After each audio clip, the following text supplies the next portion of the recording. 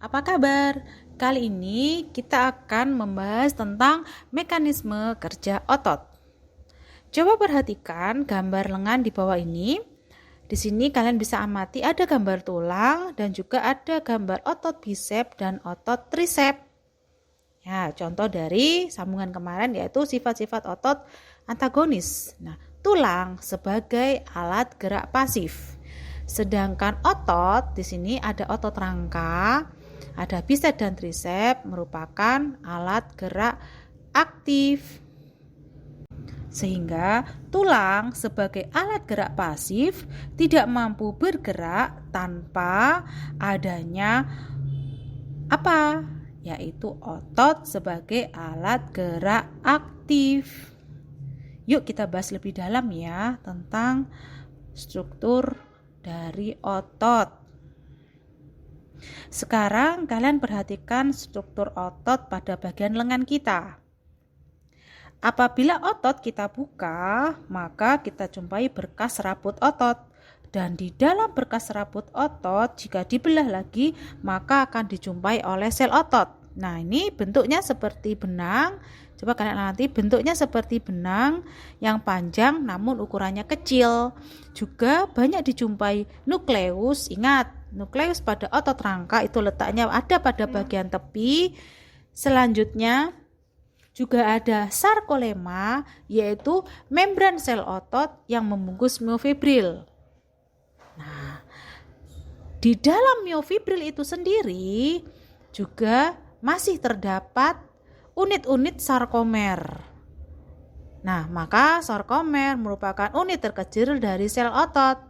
Nah, di dalam sarkomer, yaitu pada bagian otot rangka, memiliki dua filamen, yaitu filamen aktin, yaitu protein pembentuk filamen tipis atau filamen halus, sedangkan miosin yaitu protein pembentuk filamen tebal yang bertugas kelak akan menarik aktin saat terjadinya proses kontraksi otot. Otot rangka dalam kehidupan sehari-hari disebut dengan daging tubuh. Kita akan membahas tentang struktur sarkomer. Jadi sebelum kita membahas tentang mekanisme kerja otot, kita pahami dulu ya struktur-struktur dari bagian-bagian otot. Yang pertama yaitu struktur sarkomer. Bahwa di dalam satu unit sarkomer, nah di mana letak sarkomer? Kalian lihat di sini itu dibatasi oleh dua garis Z. Nah, ini coba kalian amati gambarnya. Kemudian juga dijumpai pita I. Pita I merupakan bagian pita yang hanya berisi aktin. Coba kalian amati garis biru, tin filamen, ya, filamen halus. Ada juga pita A. Kalau pita A ini berisi aktin dan miosin.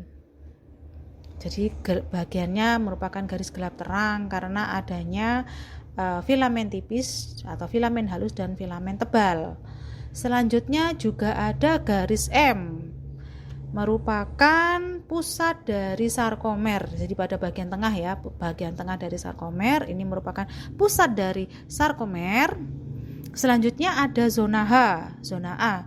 Jadi zona H ini letaknya ada bagian tengah. Kenapa? Karena fungsinya adalah sebagai tempat terjadinya proses kontraksi atau memendeknya otot.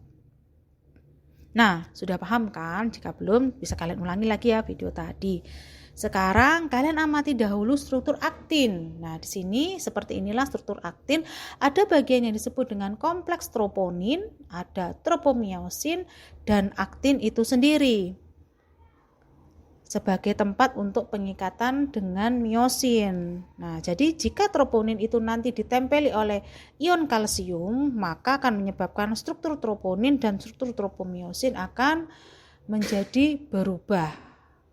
Nah, jadi di sini strukturnya karena ketempelan kalsium akan berubah. Selanjutnya saya akan menjelaskan tentang perbedaan struktur aktin dan miosin. Di sini pada gambar berwarna kuning itu merupakan struktur aktin, ada tropomiosin, troponin dan aktin itu sendiri. Dan yang kedua yang berwarna ungu dengan ukurannya lebih tebal ini merupakan struktur miosin. dijumpai ada kepala miosin. Jadi kepala miosin ini nanti yang akan menarik aktin pada saat troponin ditempeli oleh ion Ca2+. Nah, sekarang kalian perhatikan mekanisme kerja otot, bahwa mekanisme kerja otot terjadi dalam 4 tahapan, mulai dari hidrolisis ATP sampai kemudian ATP-nya habis. Namun sebelum itu kalian pahami dulu bagaimana proses sebelum terjadi mekanisme kerja otot, yaitu dimulai dari impuls ya. Jadi dimulai dari adanya impuls atau rangsangan yang tiba ke neurojunction. Coba perhatikan di mana seperti apa neurojunction itu. Nah, impuls yang datang tadi menyebabkan adanya pembebasan neurotransmitter. Neurotransmitternya yang bernama asetilkolin. Nah, di mana neurotransmitter? Coba kalian amati gambar ini lagi. Nah, keberadaan asetilkolin ini akan menyebabkan pembebasan ion kalsium Ca2+ dari retikulum sarkoplasma. Nah, apa itu retikulum sarkoplasma? Retikulum sarkoplasma itu merupakan retikulum endoplasma jenis yang halus, jadi Re halus yang tidak ketempelan ribosom ya, yang ditemukan pada sel otot. Nah, itu jadi letaknya dari retikulum sarkoplasma. Selanjutnya, ion Ca2+ yang tadi bebas itu akan menempel pada struktur troponin pada aktin ya. Maka hal ini akan menyebabkan struktur pada troponin dan struktur tropomiosin akan menjadi berubah. Nah, baru kemudian kita masuk ke tahapan mekanisme kerja otot. Coba perhatikan struktur aktin dan miosin. Di sini ada kepala miosin mengalami hidrolisis ATP. Nah, apa itu hidrolisis ATP? Yaitu proses pembongkaran ATP adenosin trifosfat, berarti memiliki 3 fosfat, dibongkar menjadi ADP dan P. ADP itu apa? ADP itu adalah adenosin difosfat, mengandung 2 fosfat dan 1 fosfat yang bebas. Nah, ini ya kalian perhatikan. Nah, fosfat yang bebas ini maka akan mengaktifkan miosin. Nah, selanjutnya masuk tahap berikutnya. Nah, karena aktivitas adanya fosfat yang mengaktifkan miosin, nah perhatikan struktur aktin dan miosinnya di sini ya. Nah, ini adalah kepalanya miosin. Nah, karena struktur miosin tadi menjadi aktif karena keberadaan fosfat, keberadaan energi tadi, hal ini menyebabkan kepala miosin menjadi berikatan dengan aktin. Karena situsnya sudah terbuka. Kenapa? Karena keberadaan ion kalsium Ca2+ yang menempel pada troponin menyebabkan struktur aktin dan struktur miosin menjadi berikatan. Pada gambar yang ketiga, nah kalian amati lagi ya di sini. Setelah aktin dan miosin berikatan, maka akan membentuk aktomiosin. Ya, disebut dengan pasangan aktin dan miosin. Nah, pasangan ini yang disebut dengan aktomiosin akan bergerak mendekati zona M. Nah, apa itu zona M? Yaitu bagian tengah sarkomer, sehingga terjadilah proses kontraksi atau pemendekan otot. Tahapan 4, yaitu tahap yang terakhir.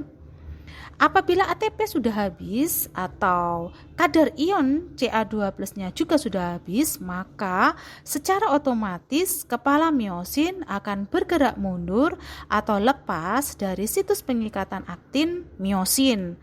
Maka ya, saya ulangi kembali ya. Jadi akibat berkurangnya kadar ATP dan Ca, kepala miosinnya lepas dari aktin, maka akan menyebabkan terjadinya proses relaksasi atau proses meregang, memanjangnya otot. Nah, itu tadi ya pembahasan kita tentang mekanisme kerja otot. Silakan disimak dengan baik, dipelajari dengan baik. Jika kalian belum paham, silakan diulang kembali. Dan jangan lupa subscribe serta like dan share untuk dibuat belajar bersama teman kalian. Terima kasih.